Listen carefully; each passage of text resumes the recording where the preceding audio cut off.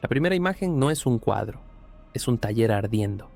Chispas naranjas muerden el aire en Eibar, y un adolescente con las manos manchadas de negro dibuja sobre metal como si estuviera trazando un hechizo.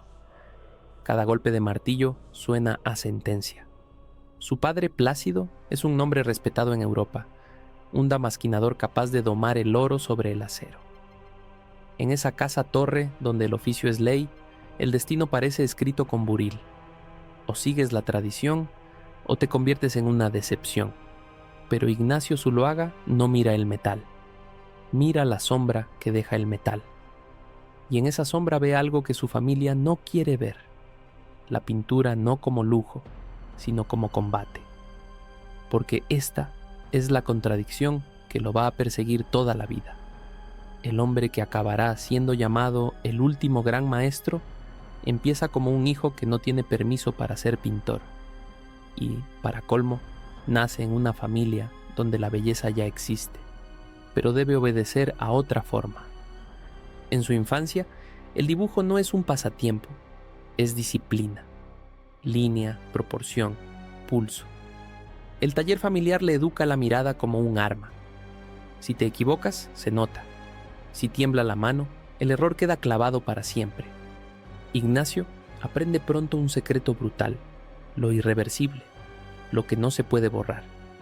Esa idea, lo que no se borra, se le mete en la sangre y años después aparecerá en sus cuadros como una condena silenciosa.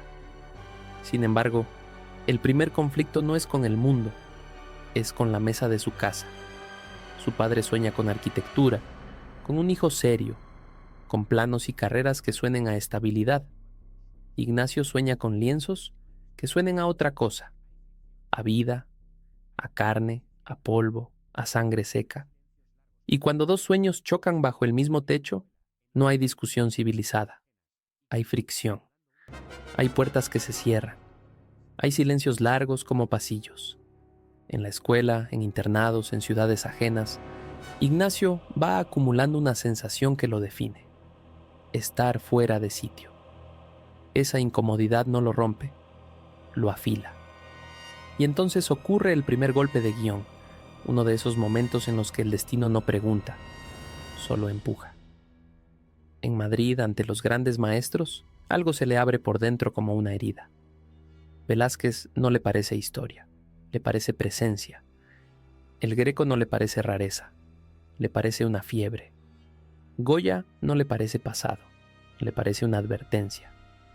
Ignacio sale de un museo con la misma cara con la que se sale de un funeral, sabiendo que ya no eres el mismo, sabiendo que has visto una verdad que te va a exigir un precio. Y decide que pagará. Pero la decisión por sí sola no alimenta. No paga alquiler, no compra óleo, no compra tiempo. Y aquí entra el primer límite que se impone como un reloj en la garganta. Ignacio se promete una cosa, una sola, con una claridad casi cruel. Si no consigue colgar un cuadro en París antes de que termine su próxima vuelta al calendario, se acabó.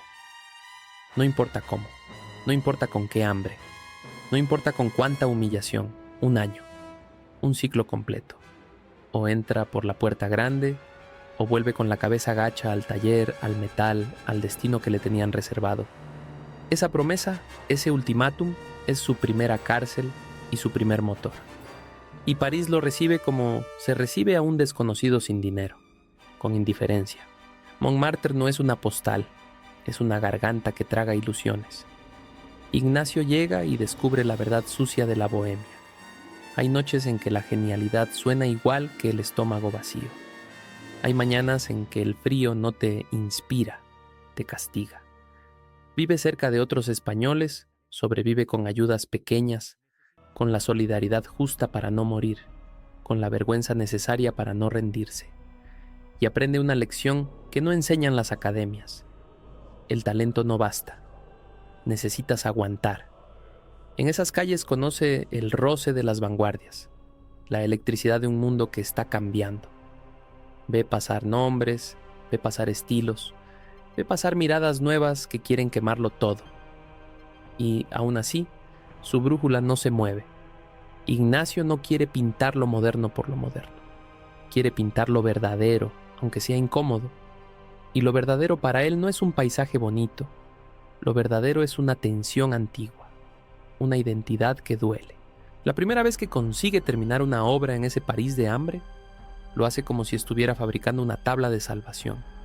Pinta deprisa, no porque quiera, sino porque el plazo le respira detrás. 1 mes, 2, cada semana cuenta. Siente que si falla, no fracasa un cuadro, fracasa su vida entera. Y cuando por fin logra presentar su trabajo, no lo vive como una alegría, lo vive como un juicio. Imagina el momento: un joven vasco, casi desconocido, frente a un salón parisino donde la mirada del público es más afilada que cualquier cuchillo de su casa. Allí no te aplauden por intentarlo, allí o existes o no existes. Ignacio al menos logra existir, pero existir no es vencer, porque en el mismo tablero empieza a moverse otro jugador, uno que parece hecho para ganar, un rival que representa la otra cara de España, un rival cuya pintura no suena a martillo sobre metal, sino a luz sobre agua. Joaquín Sorolla. Sorolla no pinta sombras, pinta sol, pinta velocidad, pinta carne bañada por el Mediterráneo, brillos blancos que parecen cantar. El público entiende esa alegría al instante. Es fácil amar esa España luminosa, es fácil colgarla en un salón, presumirla, convertirla en símbolo. Y Zuloaga pinta lo que no se presume, pinta lo que no se invita a cenar, pinta rostros que no piden permiso, pinta una España áspera, antigua, a veces feroz, toreros, gitanas, mendigos, enanos, pueblos detenidos en el tiempo. En lugar de qué bonito, su obra provoca un ¿qué es esto? En lugar de aplauso inmediato, provoca discusión. Y a un artista joven, la discusión puede salvarlo o devorarlo. Aquí nace el conflicto central, no como un duelo de insultos, sino como una guerra de relatos. ¿Qué España merece ser vista por el mundo? ¿La España que deslumbra o la España que duele? ¿La España de Sorolla o la España de Zuloaga? Ignacio siente esa presión como si llevara una piedra dentro del pecho, porque no compite solo por premios, compite por la idea de país que se exporta, y cada elogio a Sorolla es una sombra sobre él. Cada sala llena ante un mar resplandeciente es una pregunta clavada. ¿Y tú? ¿Por qué traes ceniza? Entonces ocurre otro giro que lo empuja de vuelta a la raíz. Busca suerte en otros lugares, intenta abrirse camino, se desplaza, prueba, fracasa, insiste. Pero cuando regresa a España, ya no vuelve como el hijo que pidió permiso. Vuelve como alguien que ha probado el hambre y ha sobrevivido. Vuelve con una decisión que suena casi a amenaza. Si el mundo quiere postales, él va a traerles verdad. Y el destino le ofrece un escenario perfecto, casi macabro. Segovia. La España del interior, la piedra, el viento frío, las sombras largas. La herida del 98 está en el aire. Un país que ha perdido, que se mira al espejo y no se reconoce. Y Zuloaga se instala allí como quien entra en un templo oscuro para escuchar lo que el silencio tiene que decir. Alquila un lugar con un nombre que parece inventado por un guionista, la Casa del Crimen. No es metáfora, es un sitio real, con un eco que suena a historia desagradable. Y ese detalle, casi cinematográfico, lo resume. Zuloaga no elige escenarios cómodos, elige escenarios que tengan cicatrices. En Segovia no se relaja, en Segovia se endurece. Allí empieza a construir su lenguaje. Ya no es el joven que busca aprobación, es el pintor que busca impacto. Sus figuras tienen una gravedad que pesa. Sus fondos no distraen, encuadran como un veredicto. Sus colores se vuelven tierra, vino oscuro, negro, gris, con estallidos de rojo, como si el cuadro respirara por una herida. Mientras tanto, Sorolla avanza con la fuerza de un tren. Su fama crece, su éxito se vuelve argumento, y en cada conversación cultural de la época, la comparación aparece como una sentencia inevitable. Uno ilumina, el otro oscurece. Uno halaga, el otro incomoda. Uno vende esperanza, el otro vende conciencia. Ignacio entiende que no puede ganar esa guerra imitando al rival. La única forma de vencer es hacer lo que el rival no puede: convertir la incomodidad en magnetismo. Y justo cuando parece que Zuloaga ha encontrado su terreno, llega un tercer giro, más íntimo y más peligroso. París vuelve a llamarlo, pero ya no como mendigo, sino como candidato a algo más grande. En la capital francesa no solo hay salones, hay círculos, amistades, puertas que se abren o se cierran por detalles minúsculos. Y Zuloaga, que antes era un desconocido, empieza a ser alguien. Se mueve entre artistas y músicos, entre conversaciones donde una frase puede darte un mecenas o un enemigo. En ese mundo, una decisión personal puede convertirse en un golpe estratégico. Y entonces, en 1899, Ignacio hace algo que parece romántico, pero también es un acto de destino. Se casa con Valentine de Thomas, una francesa de familia burguesa, conectada con el ambiente cultural parisino. A simple vista es amor. Por debajo es otra cosa: una puerta, un puente, un cambio de piel. El hijo del damasquinador de Eibar, que fue rechazado por querer pintar, se une a una familia que vive rodeada de arte como si fuera aire. El contraste es brutal: de un taller de metal a salones parisinos donde la música y la pintura comparten la misma copa de vino. Pero este ascenso no lo libera del conflicto, lo hace más grande, porque ahora, con París mirándolo, la rivalidad con Sorolla se vuelve internacional. Ya no es quién pinta mejor, es quién define a España ante los ojos del extranjero, es quién se lleva las miradas, los premios, los encargos, quién se convierte en símbolo.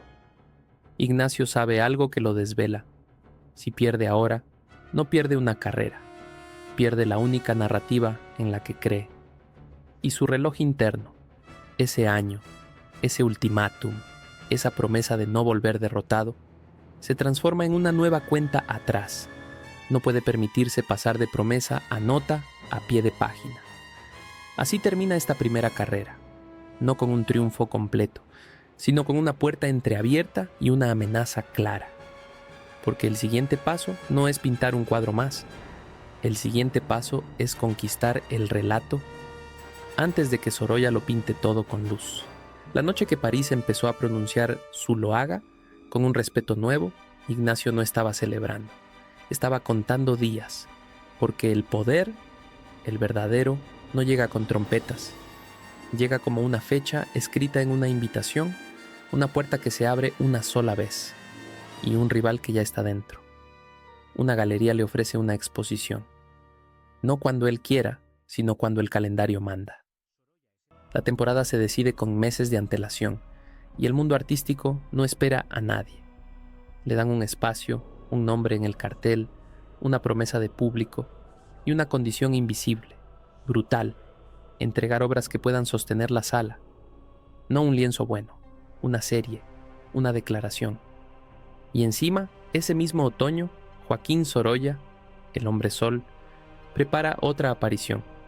La ciudad murmura su nombre como si fuera inevitable.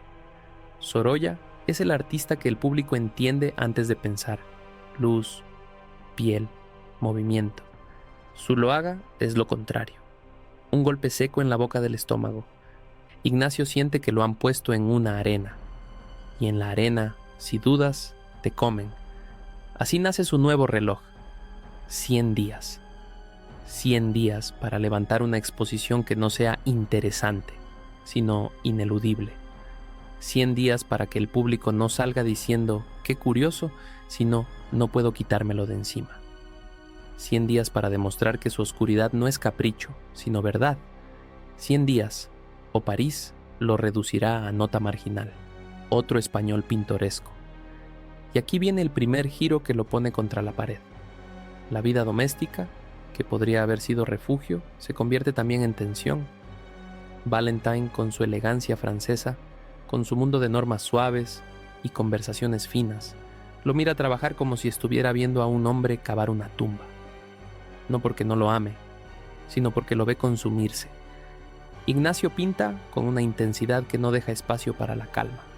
A veces ni para el cariño, a veces ni para respirar. no duerme bien, come mal.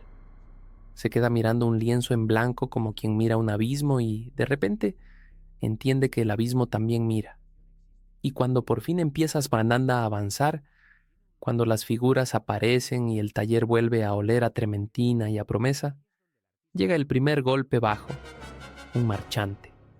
Uno de esos hombres que sonríen con los ojos fríos le sugiere ajustar la España que pinta. Hazla menos dura. Dales dignidad sin miseria. Que el público se sienta cómodo. Ignacio escucha eso y siente la misma rabia que un animal acorralado, porque el trato es claro. Si suaviza el golpe, entra. Si no, se queda fuera.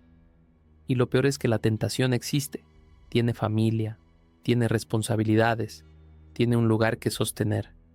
La comodidad empieza a parecer una opción, y ahí es donde el artista se vuelve peligroso para sí mismo. Pero Zuloaga hace algo que parece irracional, y sin embargo, es la primera señal de que está subiendo al poder de verdad. Rechaza la suavidad. No por orgullo vacío, sino por estrategia.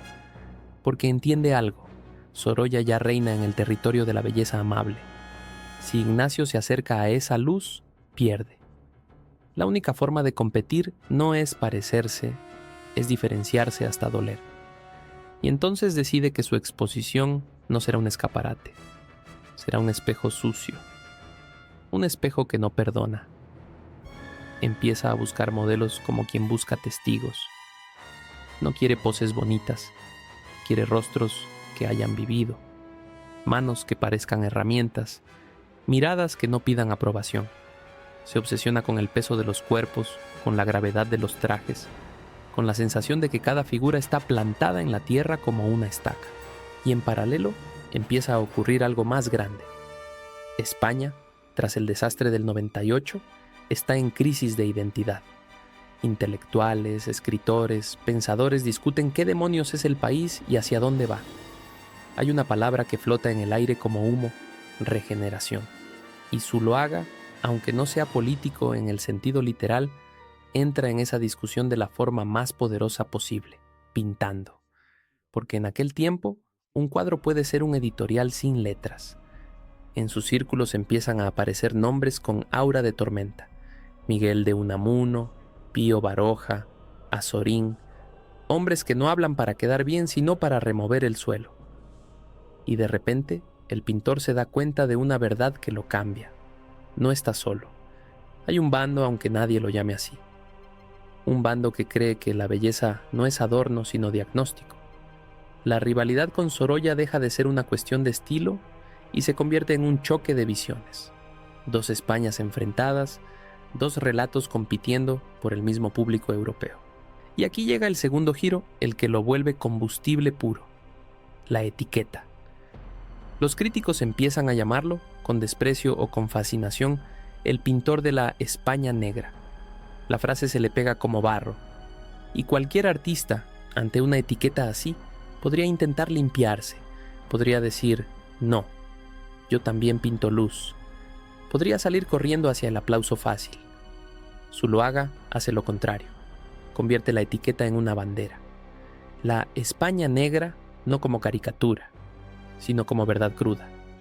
La religiosidad dura, los pueblos con hambre antigua, la dignidad sin sonrisa, la fiesta con borde de tragedia. Ignacio entiende que el público europeo, cansado de postales, siente un morbo secreto por lo que no se les enseña. Y él se convierte en el hombre que se atreve. El riesgo es enorme. Si el mundo piensa que solo pinta miseria, lo enterrarán como exótico. Si el mundo entiende la profundidad, lo elevarán como maestro. Y mientras el reloj de los 100 días sigue corriendo, aparece una escena que parece inventada para cine. Ignacio, solo en el taller, con un lienzo enorme y una figura que no termina de encajar. Cada vez que corrige el contorno, la pintura se vuelve más triste. Cada vez que intenta embellecer, el cuadro se muere. Esa noche, en vez de seguir corrigiendo, hace algo salvaje. Apaga las luces, deja el cuadro a oscuras y se sienta a mirarlo casi sin verlo, como si estuviera esperando una confesión. Cuando amanece, vuelve a encender. Y ahí, en esa transición brutal entre sombra y luz, encuentra la respuesta. No necesita embellecer, necesita ser exacto, exacto como un veredicto. Trabaja como si cada cuadro fuera una batalla por el relato. Y el mundo empieza a reaccionar, algunos con repulsión, otros con una curiosidad peligrosa. En las tertulias se discute. ¿Esto es España o es una exageración? ¿Es verdad o es teatro? ¿Es denuncia o es explotación? La discusión para él es oro, porque mientras hablan existe. Y aquí entra el tercer giro, el más punzante. Un día llega un rumor que corre más rápido que la verdad. Dicen que Sorolla prepara algo monumental, algo que va a colocar su nombre por encima de cualquier español vivo. Encargos, murales, celebridad internacional. La sensación es la de una ola. Si no te subes, te ahoga. Ignacio siente una punzada. La arena se está inclinando hacia el rival. Y en ese momento, toma una decisión que parece suicida, pero es de estratega. En vez de perseguir a Sorolla en su terreno, sube la apuesta en el suyo. Organiza su exposición como un golpe teatral. No una colección de cuadros sueltos, sino una secuencia que obliga al espectador a caminar como quien atraviesa un país de piedra. Rostros, trajes, rituales, silencios. Una España que no baila para ti, te mira. Y cuando llega el día, París entra. Al principio, el público busca la salida fácil. El chiste, la superioridad, la distancia. Pero a medida que avanzan, les ocurre algo incómodo. Dejan de mirar a los españoles y empiezan a mirar a seres humanos. Ese cambio de enfoque es sutil, casi invisible, y por eso es devastador. Un crítico se queda más tiempo del que quería. Una señora bien vestida desvía la mirada, como si el cuadro le hubiera dicho algo íntimo. Un coleccionista, acostumbrado a comprar belleza, se descubre deseando comprar verdad, no para colgarla por placer, sino para poseer el estremecimiento. Zuloaga observa eso desde un rincón. No sonríe, no se permite, porque sabe que el triunfo no se mide en aplausos, se mide en si el rival queda por una vez en silencio. Y entonces sucede el momento que cambia su posición de forma irreversible. La polémica estalla. Hay quienes lo acusan de ensuciar la imagen de España. Quieren luz, quieren progreso, quieren optimismo. Y él les da una pared donde el tiempo parece detenido y los ojos de sus personajes no suplican, sino juzgan. La palabra escándalo aparece y el escándalo, como siempre, hace lo suyo. Llama a más gente. De pronto, Zuloaga deja de ser un pintor que intenta entrar en el mundo. Se convierte en un pintor que obliga al mundo a hablar de él. Esa es la primera forma del poder, ser inevitable. Mientras tanto, Sorolla sigue llenando salas con su resplandor, y el contraste se vuelve una escena repetida. 2 salas, 2 multitudes, 2 emociones. En una, el espectador sale ligero, en la otra, sale con un peso. Y en la mente de la época, esos 2 caminos empiezan a ser un mapa moral. Ignacio siente que ha logrado algo que no se compra. Ha construido una identidad artística tan clara que ya no depende de la aprobación. Pero la tensión no baja, porque el poder atrae otra cosa: enemigos verdaderos. Vuelven las voces que le dicen que exagera, que dramatiza, que se alimenta del atraso. Y una de esas voces de pronto se vuelve personal. Alguien cercano filtra una idea venenosa, una frase que corre como pólvora por cafés y salones. Zuloaga triunfa porque a los extranjeros les gusta ver a España como un país oscuro. La frase es una trampa. Si la niega, parece culpable. Si la acepta, parece cínico. Y en lugar de responder con palabras, responde con el único idioma que controla. Pinta un retrato que no halaga, un retrato que revela. Porque en ese punto Ignacio comprende una verdad que lo vuelve aún más peligroso.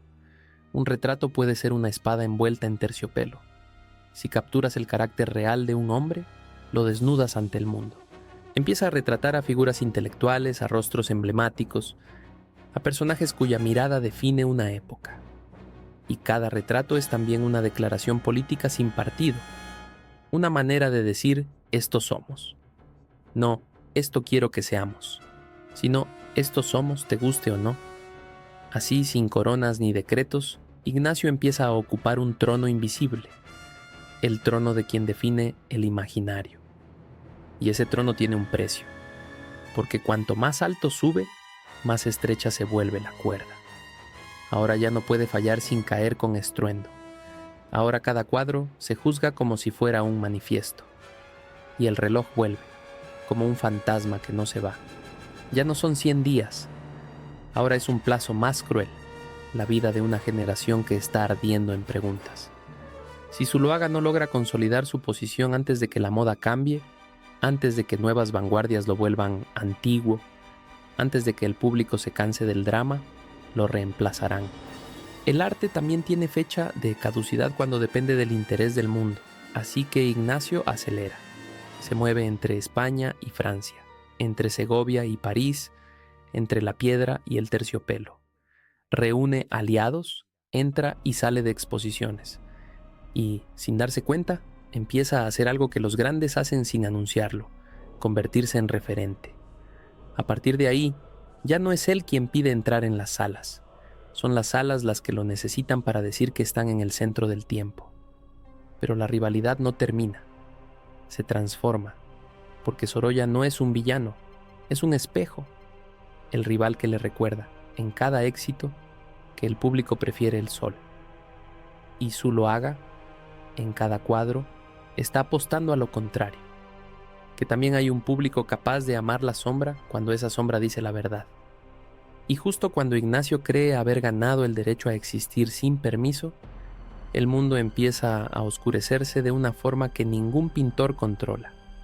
Europa se crispa, la historia se tensa, y el siglo XX deja de ser promesa para convertirse en amenaza. Él aún no lo sabe con claridad, pero está a punto de entrar en la etapa más arriesgada de su vida, cuando el arte ya no compite solo por estética, sino por el alma de un país. Hay un momento en la carrera de un artista en el que ya no compite por entrar en la sala, sino por quién controla la luz dentro de la sala. Ignacio lo entendió el día que recibió una noticia que, para cualquier otro, habría sido un premio. Para él fue un puñetazo. Su cuadro, uno de los que llevaba el pulso de su sangre, no entraba en la representación oficial de España para una gran exposición internacional. Rechazado, fuera. Como si el país al que estaba retratando, con una honestidad casi cruel, le dijera: así no, así nos avergüenzas. La ironía fue venenosa. Mientras en casa lo cerraban, fuera empezaban a abrirle puertas. Y aquí aparece el primer golpe visual que marca esta etapa. Imagina un lienzo con un toro al fondo, arena, tensión en el aire y hombres preparándose como si fueran a entrar a una guerra ritual. En España, sospecha; en Europa, fascinación. Lo que en su tierra olía a demasiado real, en Bruselas olía a auténtico. Ignacio no se defendió con discursos. Hizo lo que hacen los que no pueden permitirse llorar. Trabajó más duro. Y su trabajo, en esos años, se vuelve una maquinaria. No una inspiración bonita, sino un proceso casi físico, casi brutal. Hay días en los que pinta como si estuviera tallando en piedra. Hay noches en las que raspa la superficie, vuelve a levantarla, la hiere, la cura, la vuelve a herir. Su pasado en el mundo del metal, esa educación del error irreversible, se convierte en un método. Capas firmes, contornos que no tiemblan, rostros que parecen haber sido cincelados por la vida. Ignacio empieza a construir un repertorio de escenas que no son temas, sino símbolos. Y aquí viene el giro inquietante. Mientras Sorolla conquista corazones con playas luminosas, Zuloaga conquista memorias con imágenes que nadie puede olvidar sin esfuerzo. Hay una en particular que funciona como un anzuelo en la conciencia. Penitentes, cuerpos sometidos a una tradición de mortificación y un Cristo sangrante como centro de gravedad espiritual. No es una pintura para decorar, es una pintura para sentirte observado por algo antiguo. Para algunos, aquello era arte, para otros, era provocación. Para todos, era imposible de ignorar. Y eso precisamente se convierte en su poder, la incomodidad como magnetismo.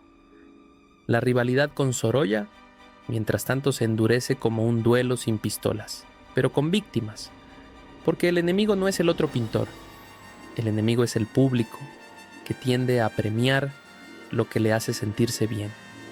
Y Sorolla es el maestro del sentirse bien, la luz que acaricia. Zuloaga es el maestro del sentirse despierto, la verdad que araña, y la comparación se repite en cada ciudad, en cada reseña, en cada sala. ¿Qué España elegimos mirar? Ignacio, al oírlo, se da cuenta de algo peligroso. Si no gana en el terreno internacional, su propia tierra lo va a encerrar en una caricatura. Pintor de lo oscuro, pintor de la miseria, pintor del atraso. Y esa etiqueta puede matarte aunque vendas cuadros. Así que establece un límite nuevo, más cruel porque ya no depende solo de él. Recibe una invitación enorme, mostrar una cantidad descomunal de obras en una exposición internacional en Barcelona. El tipo de escenario que puede convertirte en definitivo o exhibirte como fraude. La oportunidad viene con una trampa. Si fallas ahí, fallas en público, a gran escala. Y entonces Ignacio se impone un juramento silencioso, uno de esos juramentos que no se dicen en voz alta por miedo a que el universo se ría. Antes de que se apaguen las luces de esa exposición, alguien con poder institucional, un museo, un estado, una gran colección, tiene que llevarse una obra, si no, todo esto se queda en ruido. No era ambición vacía, era supervivencia, porque competir con Sorolla significaba competir contra la comodidad del mundo. Ignacio necesitaba una señal contundente, la prueba de que la historia, no solo el público, estaba de su lado, y se obsesiona con una cosa: el retrato. En el retrato, Zuloaga descubre una ventaja estratégica. Sorolla puede pintar una escena luminosa que seduce. Zuloaga puede pintar un rostro que te persigue.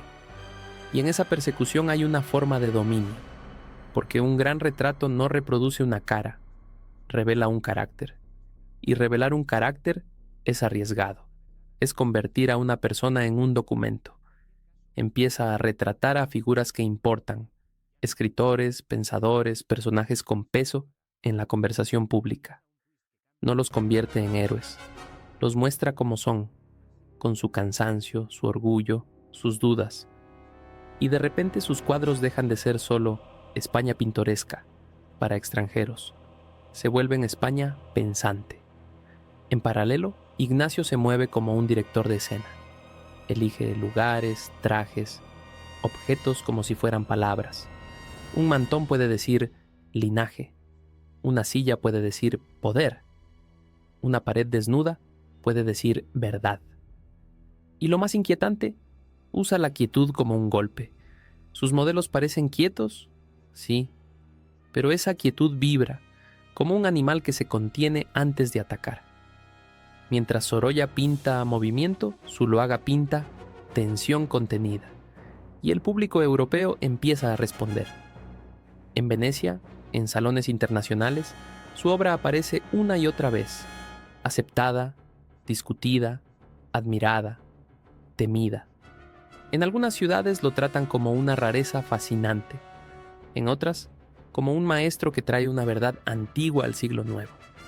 En cualquier caso, su nombre empieza a circular con un tono distinto. Ya no es un español más, es Zuloaga. Aquí entra un twist que cambia el tono de su historia. Cuanto más reconocido es fuera, más se complica su relación con España. Porque el éxito internacional no siempre te convierte en profeta en tu tierra. A veces te convierte en sospechoso. Y entonces Ignacio hace algo que parece contradictorio, pero es exactamente lo que haría alguien que quiere controlar su propio relato. En lugar de alejarse de esa España áspera, se adentra más. Viaja, observa. Se mete en ambientes donde el folclore no es postal, sino vida. Se acerca a lo taurino, a lo marginal, a lo ceremonial, a lo religioso. Y cada vez que alguien le dice «eso es feo», Él lo escucha como si le dijeran, eso es real. Hay cuadros en los que el color parece tierra mojada. Otros en los que un rojo oscuro corta el aire como si fuera una herida reciente. Otros en los que la piel se ve casi metálica, dura, como si la vida hubiera barnizado a la gente con años de resistencia. Y esa dureza, esa textura, se vuelve su firma. Pero su mayor logro, el que lo distingue de un simple provocador, es que no se queda en la denuncia. Zuloaga consigue algo más difícil: dignidad sin sentimentalismo. Sus personajes no piden compasión, no están diseñados para que el espectador se sienta bueno. Están ahí, plantados, como diciendo, mírame, ahora decide qué haces con lo que ves. Y en ese punto, la rivalidad con Sorolla se vuelve una batalla por el tiempo. Porque Sorolla es el artista del instante brillante. Zuloaga quiere ser el artista de lo que permanece, así que Ignacio se plantea un nuevo límite, una cuenta atrás que suena a sentencia. Tengo que convertir mi visión en legado antes de que el gusto cambie y me conviertan en anacronismo. Porque el siglo avanza como una máquina, llegan nuevas vanguardias, nuevas formas de ver, nuevas provocaciones. Y Zuloaga, que ha construido su reino sobre la tradición y el carácter, siente el peligro. El mundo puede empezar a llamar antiguo a lo que ayer llamaba maestro. ¿Qué hace entonces? El giro es elegante y feroz, se vuelve aún más preciso. No intenta pintar moderno para contentar a nadie.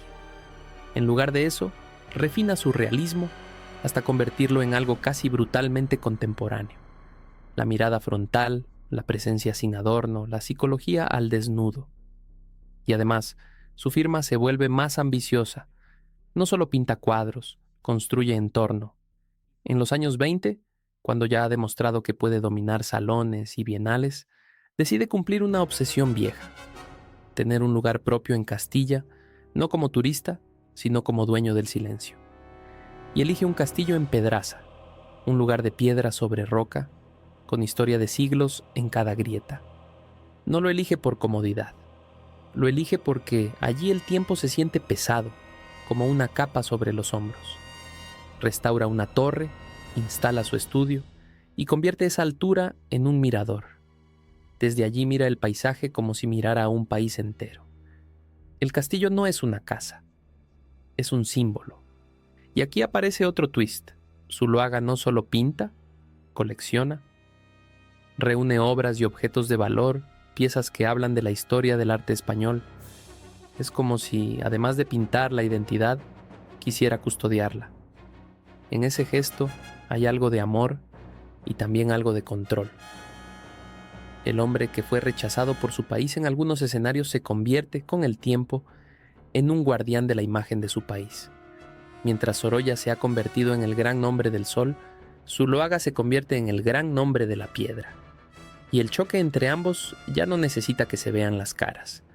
Se manifiesta solo en cómo habla la prensa, en qué tipo de España se cuelga en el extranjero, en qué tipo de España queda como emblema.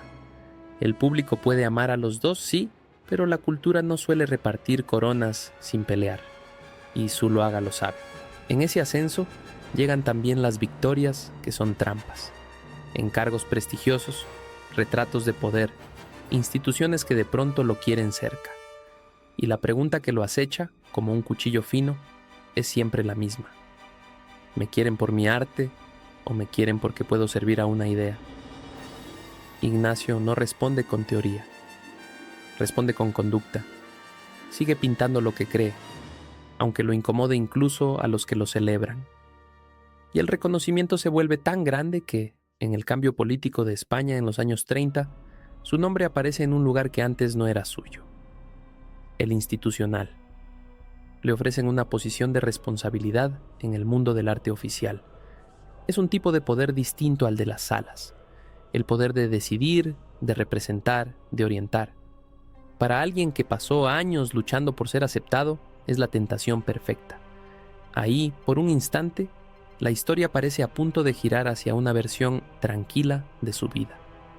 Maestro consagrado, autoridad cultural, hombre instalado. Pero el siglo no le va a permitir tranquilidad, porque cuando un artista se vuelve símbolo, deja de pertenecerse, y cuando un país empieza a fracturarse, los símbolos se convierten en armas. Ignacio lo va a descubrir de la forma más dura. Su obra, su nombre y su prestigio están a punto de ser arrastrados por una tormenta donde ya no se discute solo de pintura, sino de lealtades, bandos, propaganda, culpa y memoria. Y en esa tormenta, la rivalidad artística, la España luminosa contra la España áspera, va a transformarse en algo mucho más peligroso. El poder institucional tiene una cualidad venenosa. Te hace creer que estás a salvo justo cuando el suelo empieza a abrirse. Ignacio lo notó en el aire antes de que estallara del todo.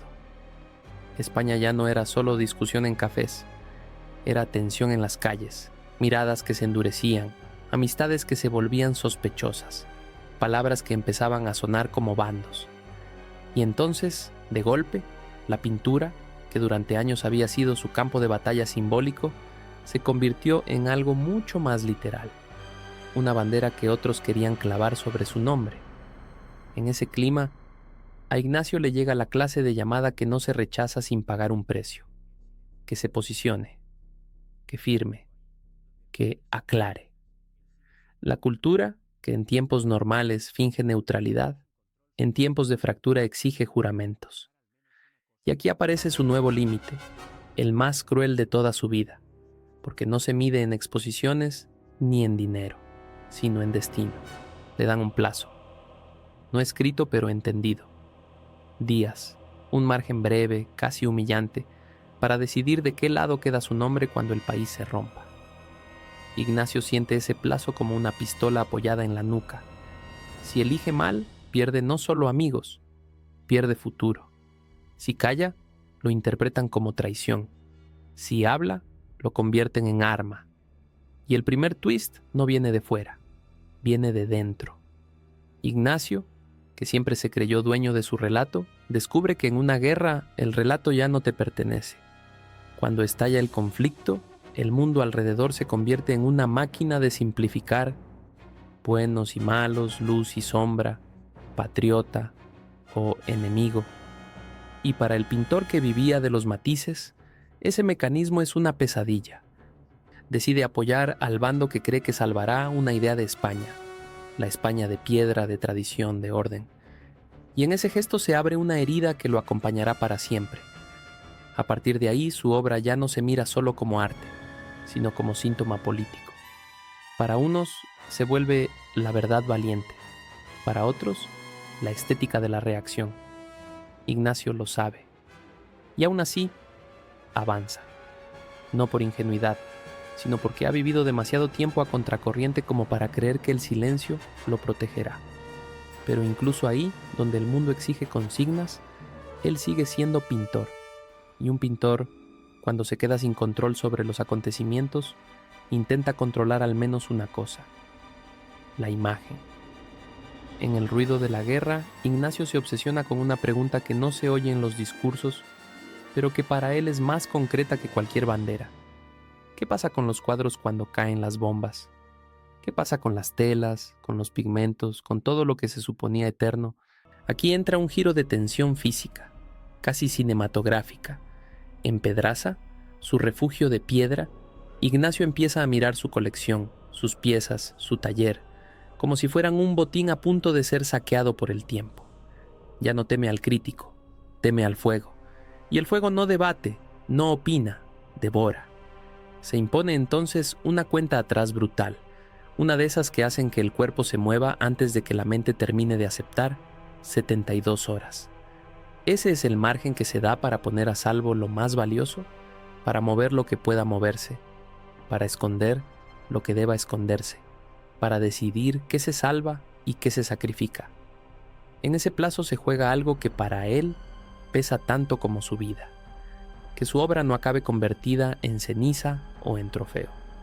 Lo imaginamos, porque se siente, caminando por salas frías, tocando marcos como si tocara frentes, eligiendo con una crueldad de cirujano. Esto sí, esto no. La elección de qué salvar tiene algo inhumano, y sin embargo lo hace. porque alguien tiene que hacerlo, porque si él no protege su legado, nadie lo protegerá por él. Y mientras mueve piezas, mientras organiza, mientras la piedra de Pedraza le devuelve ecos de siglos, aparece el fantasma que nunca se fue, Sorolla. Pero ahora no es un rival vivo, es peor, es un rival convertido en mito. Sorolla ya está instalado en el corazón del público como la España luminosa, la España fácil de amar, la España que no exige culpa. Su luz se reproduce, se celebra, se cuelga en instituciones como una promesa de belleza. Y Zuloaga, en cambio, siente cómo a su alrededor crece una sospecha. Su oscuridad, su dureza, su España negra empiezan a asociarse, para algunos, a la violencia del tiempo, a la cara amarga del país. El duelo cambia de forma. Ya no es Sorolla contra Zuloaga en los salones. Es la memoria eligiendo qué versión de España quiere conservar para no sentir dolor. Y la memoria, como el público, suele preferir el sol. Ese es el punto en el que Ignacio entiende la verdadera derrota posible. No que lo critiquen, sino que lo reduzcan, que lo conviertan en caricatura, que lo guarden en un cajón moral y digan, esto pertenece a un país que no queremos recordar. Así que hace lo que haría un hombre que sabe que la historia está a punto de escribir su epitafio. Intenta dejar su firma no solo en un cuadro, sino en una estructura. Pedraza deja de ser simplemente su estudio. Se convierte en un escenario para la posteridad. Piedra, torre, sala, colección. Un lugar que diga, incluso cuando él ya no esté, aquí vivió una mirada. Ignacio se vuelve arquitecto de su propia permanencia, como si pudiera blindarse contra el juicio del futuro con muros de siglos. Pero el futuro no se deja blindar. Tras la guerra, el país entra en otro tipo de silencio, un silencio pesado, oficial, donde hay nombres que se pronuncian con cuidado. Ignacio, por su posición y su apoyo, se encuentra cerca del nuevo poder, y ahí llega el twist más incómodo de su biografía. El pintor que se pasó la vida incomodando al espectador descubre que ahora puede ser usado para tranquilizar al poder. Le piden retratos, le piden imágenes, le piden solemnidad. Y él, que entiende el retrato como una espada envuelta en terciopelo, sabe que un retrato puede legitimar, sabe que una tela puede convertirse en sello. Aquí su conflicto ya no es con Sorolla, es con su propia sombra. Porque Ignacio se enfrenta a una pregunta que no tiene respuesta limpia. ¿Puede un artista vivir dentro del poder sin convertirse en su decorador? Su manera de resistir, si es que es resistencia, no es heroica ni clara. Es humana. Intenta seguir siendo él mismo, seguir pintando con esa gravedad que no sabe suavizar. Pero la época le cambia el marco. Ya no lo miran solo por su pincelada, sino por la utilidad de su nombre. Y la utilidad devora. Mientras los años avanzan, Ignacio siente cómo el tiempo se le estrecha de otra manera. El cuerpo. La energía ya no es infinita. Las manos no siempre responden igual. El pulso, ese pulso entrenado desde Éibar, ya no es un instrumento joven. Y aquí aparece su último límite, el más íntimo. La conciencia de que el reloj ya no está en el calendario, sino en la sangre. Hay una imagen que lo resume. Un hombre mayor en su estudio, frente a un lienzo en blanco, y en vez de sentir la euforia del comienzo siente la presión de lo que falta. Porque a cierta edad ya no pintas para ser alguien. Pintas para no dejar cosas sin decir. Y decide apretar.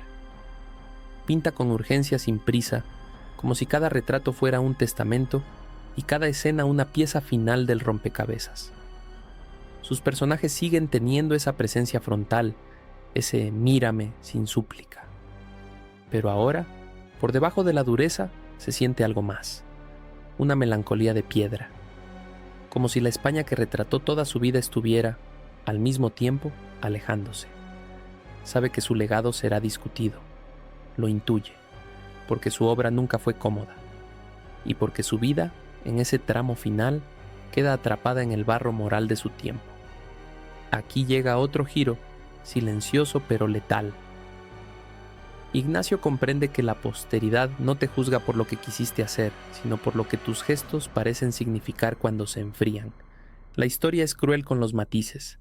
Aún así, hay un gesto que le devuelve algo de control. No abandona su empeño de custodiar arte, de sostener su espacio, de dejar una constelación de obras que expliquen su mirada. Quiere que, cuando él no esté, el espectador pueda entrar en su mundo y sentirlo sin intermediarios. Que su pintura hable sin que nadie traduzca con ideología. Pero incluso eso tiene doble filo, porque el museo de uno mismo puede ser una fortaleza, o puede parecer un intento desesperado de fijar la historia a la fuerza. Ignacio, que nunca fue hombre de medias tintas, prefiere arriesgar. Prefiere construir algo que permanezca, aunque luego lo discutan, a desaparecer en la niebla de las modas. En esos años, la sombra de Sorolla sigue presente como un espejo cruel. En España y fuera, la luz del rival sigue seduciendo, sigue siendo la versión amable del país. Y Zuloaga, con su carga de tierra, de austeridad, de drama, empieza a entender que su batalla final no es ganar más aplausos, sino ganar el derecho a ser necesario. Porque una obra necesaria no se mide por cuántas sonrisas produce, sino por cuántas verdades impide que olvides. Su salud se desgasta. El hombre que se formó con el metal, que sobrevivió al hambre de París, que convirtió la incomodidad en poder, llega al último tramo con una lucidez que duele. Ya no puede controlar cómo lo recordarán. Puede, como mucho, dejar señales. Y deja señales. Deja retratos que siguen mirando con esa mezcla de orgullo y cansancio. Deja escenas donde la tradición no es folclore, sino destino. Deja una manera de pintar que parece tallada, firme, con la gravedad de lo irreversible. Deja sobre todo un dilema. ¿Era su España una denuncia o una condena? ¿Una radiografía o una sentencia? La respuesta no es única, y quizás por eso sigue vivo en la conversación. Cuando muere, en plena mitad del siglo convulso, su figura queda suspendida entre dos fuegos, el de la admiración artística y el de la crítica moral. Hay quien lo alza como maestro indiscutible de la pintura española moderna. Hay quien lo mira con recelo por sus alineamientos y por la imagen dura que proyectó. Y esa tensión, paradójicamente, confirma lo que él siempre quiso, aunque le hubiera dolido admitirlo, que su obra no estaba hecha para el consenso. Con el tiempo su legado se organiza en museos, colecciones, instituciones. Pedraza, su fortaleza de piedra, se vuelve un lugar de peregrinación estética, no solo por los cuadros, sino por el ambiente, por la sensación de que allí la pintura y la historia se rozan, y sus obras siguen viajando, siguen apareciendo en exposiciones, siguen provocando la reacción que él buscó toda la vida, la de alguien que se queda quieto frente a un cuadro más tiempo del que pensaba. Y aquí está el último twist, el que cierra su historia con una ironía cruel. Ignacio pasó la vida luchando contra la versión luminosa y fácil del país, y aún así, para muchos espectadores contemporáneos, sus cuadros se han convertido en otra forma de belleza. Una belleza dura, sí, una belleza que no acaricia, pero belleza al fin, porque al final lo que resiste no es la polémica de un año ni el aplauso de una temporada. Lo que resiste es la potencia de una mirada, y la mirada de Zuloaga, esa mirada que aprendió en el metal lo irreversible, que en París aprendió la resistencia, que en Castilla aprendió la gravedad, que en la guerra aprendió el precio de los símbolos, sigue ahí, plantada, sin pedir permiso. Sorolla sigue brillando, Zuloaga sigue pesando, y el espectador, siglo tras siglo, vuelve a elegir. A veces elige el sol, a veces cuando tiene el valor, elige la sombra que dice la verdad.